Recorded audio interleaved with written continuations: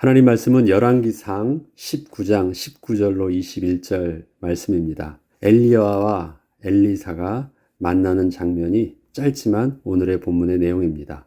겉옷을 던진 엘리야와 소의 기구를 불살은 엘리사란 제목으로 말씀을 나누고자 합니다.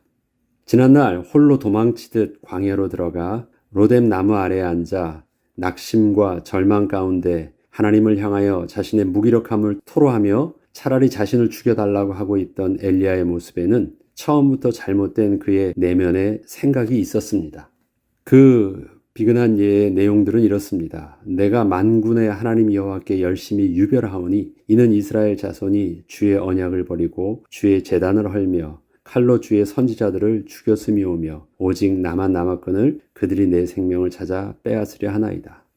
우상 숭배가 만연한 이스라엘의 상황에서 담대하게 왕과 백성들 앞에 나서서 목숨을 걸고 하나님의 살아계심을 외칠 수 있는 자는 오직 유일하게 자기밖에 이스라엘에서 아무도 찾아볼 수 없다는 그 강력한 주장을 하나님께 당당하게 이렇게 했던 것입니다. 엘리야는 하나님을 위한 모든 사역의 기준을 자기 자신의 사역의 모습에 두었습니다. 사실 하나님께서 엘리야를 특별하게 도우셨던 것이었지만 엘리야 자신은 스스로 생각하기를 백성을 향한 뜨거운 열정과 또 생명을 걸고 뛰어들 수 있는 담대함, 그리고 오직 자기밖에 생각할 수 없던 그런 특별한 사역의 방법과 그 방법대로 성공을 거둘 수 있던 자는 자신이 유일하다고 그렇게 생각을 하고 있던 것이었습니다. 이러한 생각 속에서 엘리야는 혼자이면서도 이스라엘 전체를 상대해서 가장 효과적으로 하나님의 살아계심을 증거할 수 있는 방법이 갈멜산의 제단에서 불로서 응답하시는 하나님을 보여주는 것이었습니다. 그러나 이러한 엘리야의 생각은 분명 잘못된 생각이었습니다. 하나님께서는 엘리야에게 이스라엘에 하나님께서 숨겨둔 자가 7,000명이나 있다고 나중에 엘리야에게 말씀하셨기 때문입니다. 엘리야는 그동안 자신만의 기준을 가지고 찾다가 보니 전혀 인식을 하지 못하고 있었을 뿐이었지만 그는 이미 아합 왕의 신하 오바댜를 알고 있었습니다. 오바댜는 왕궁에서 가장 가까이 아합 왕을 섬기면서도 자신의 목숨을 걸고 하나님의 선지자를 100명씩이나 굴에 몰래 숨겨두고 3년간이나 음식을 공급하며 돕고 있었기 때문이었습니다. 엘리야는 그런 오바댜의 사역을 잘 모르고 있었을지는 모르지만 분명히 오바댜가 있었음을 알고는 있습니다. 그런데 엘리야는 그런 오바댜와 그의 도움을 받아 묵묵히 깊은 지하 감옥과 같은 굴 속에서 숨어 지내고 있던 100명의 선지자들을 제대로 인식하지 못하고 있던 것이었습니다.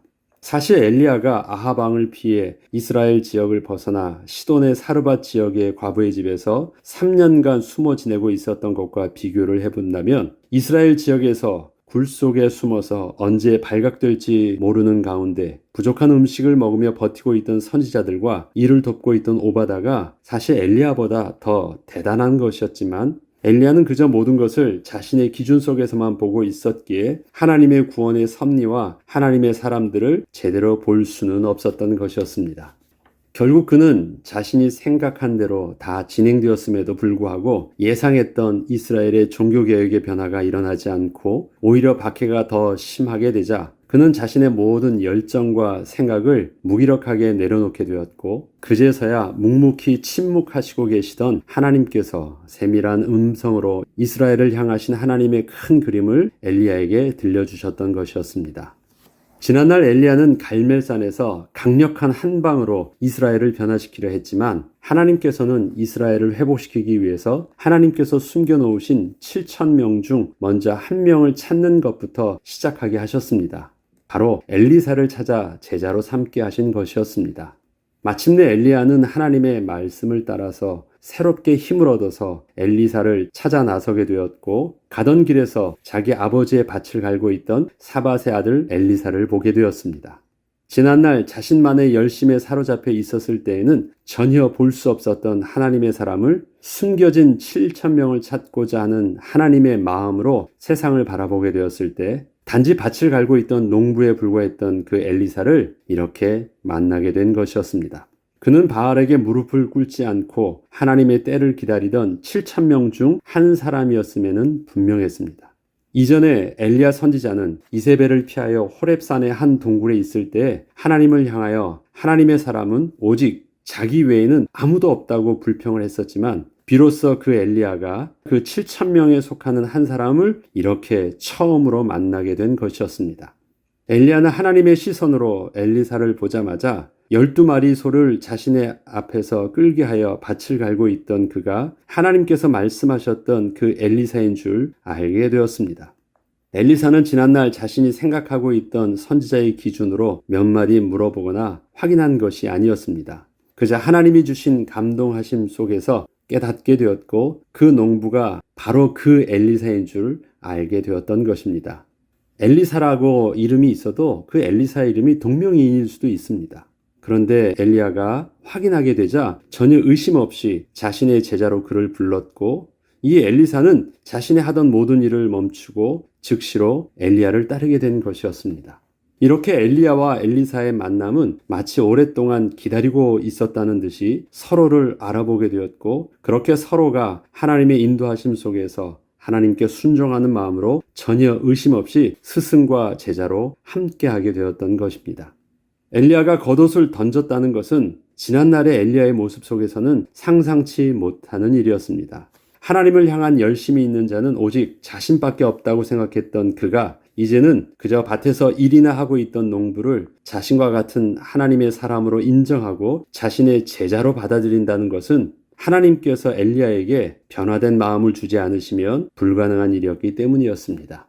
또한 열심으로 아버지의 일을 돕고 있던 엘리사가 엘리야의 말 한마디에 그저 순종함으로 자신의 모든 것을 내려놓고 한 겨릿소를 잡고 또 소를 몰기 위해 필요하던 농기들을 숯불로 삼아 또 음식을 만들어 동네 사람들에게 나눠주고 부모님과 동네 사람들과 작별하고 떠나는 엘리사의 모습을 보게 되면 그 엘리사가 바로 하나님의 숨겨진 7천 명 중 한 사람이었음을 분명 알 수 있습니다. 이러한 엘리사의 모습도 아주 특별했던 것입니다.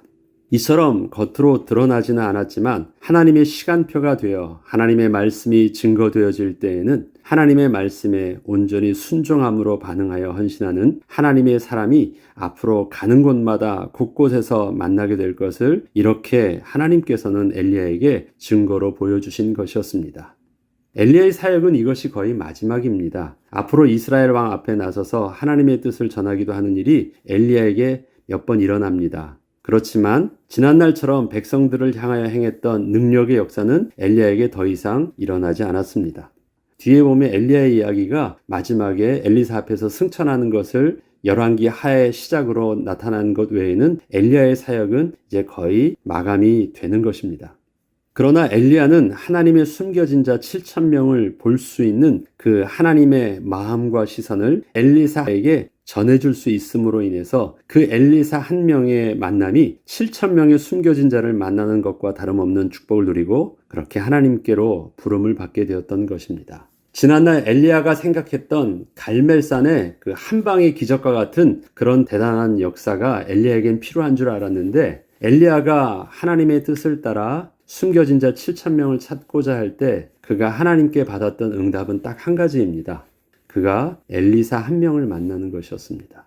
그리고 그 엘리사에게 숨겨진 자 7천 명을 볼 수 있는 자신을 변화시켜 주셨던 하나님의 그 시선과 하나님의 마음을 엘리사에게 정확하게 가르쳐주고 간 것이 바로 엘리야의 전부였던 것입니다. 그래서 나중에 보면 이제 엘리사의 사역이 나오는데 엘리사의 사역의 그 처음 시작의 핵심들의 내용을 보면 엘리사가 자기 선지자 생도들을 통해서 일어나는 그 기적의 모습이 엘리사에게 나오는 것입니다. 엘리야는 제자들을 키우지 않았습니다. 엘리사가 키웁니다. 엘리사가 엘리야의 이 마음으로 숨겨진 자 7천 명을 찾고자 하는 일들을 일으키게 되고 또 하나님께서 엘리야에게 주셨던 아람 왕을 세우고 이스라엘 왕을 세워서 기름을 붓고 하는 모든 일들은 엘리야가 하지 않고 바로 엘리사가 하게 되는 내용들이 그래서 열왕기하의 엘리사의 이야기로 나오는 것입니다.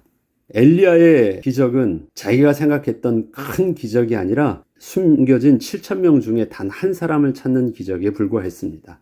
그렇지만 그 일들이 지난날 자기가 생각했던 위대하고 대단한 능력 있는 역사보다도 더 실질적인 하나님의 구원의 섭리를 이루고 이스라엘을 회복하는 하나님의 구원의 역사였음을 하나님께서는 엘리야에게 보여주셨습니다.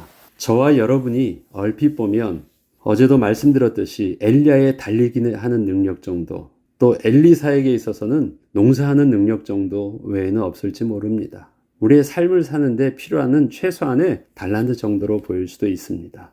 위대한 세상을 변화시킬 대단한 능력처럼 보이지 않을 수도 있습니다. 그러나 그러한 능력이 세상을 변화시키는 것이 아니라 하나님의 마음을 가지고 하나님의 시선으로 세상을 향해서 하나님의 사람을 찾을 수 있고 하나님의 사람에게 하나님의 마음을 전할 수 있는 그 비밀이 있다면 바로 그를 통하여 하나님께서는 세상을 변화시킬 하나님의 창조의 역사를 또 일으켜 주실 것입니다. 우리의 연약한 것은 세상의 가치 기준으로 볼 때의 연약함입니다. 우리의 특별함은 우리에게 하나님의 시선이 있는 것이고 하나님의 마음이 있는 것이고 하나님이 주시는 생명의 비밀 그리스도가 우리 가운데 성령으로 함께 계시는 것입니다. 생명이 있는 자가 생명을 살릴 수 있습니다. 생명이 있는 자가 생명 되신 하나님의 마음을 전할 수 있습니다. 생명이 있는 자에게 생명이 살아나는 제자가 일어날 수 있습니다. 그러기에 한 사람이 아니라 한 사람 안에 7,000명의 생명의 씨앗이 담겨 있는 것입니다. 그러한 저와 여러분을 향하여 하나님은 가장 복 있는 자여 복의 근원으로 부르셨고 우리에게 하나님께서 귀한 생명을 살릴 수 있는 전도자의 사명을 그렇게 맡겨주신 것입니다.